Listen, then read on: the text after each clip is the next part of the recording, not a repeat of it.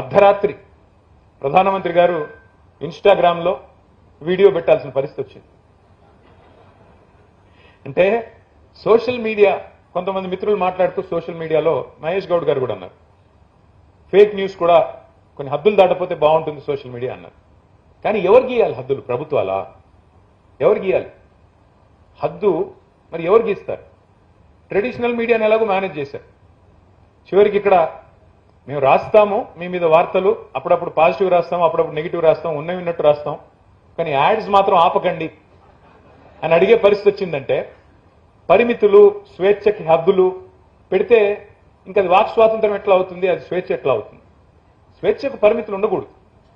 పరిమితులు అంటే సరే, వాక్ స్వాతంత్రం ఇచ్చాం కాబట్టి వాక్ భూషణాలతో దాడి చేయండి, వాడి వేడి మాటలతో బూతులు తిట్టండి అని కాదు. కానీ డెఫినెట్ గా ఇవాళ సోషల్ మీడియా లేకపోతే ఇవాళ ప్రభుత్వాలలో ఈ చలనం వచ్చేది కాదు, జవాబుదారితనం కూడా వచ్చే పరిస్థితి లేదు.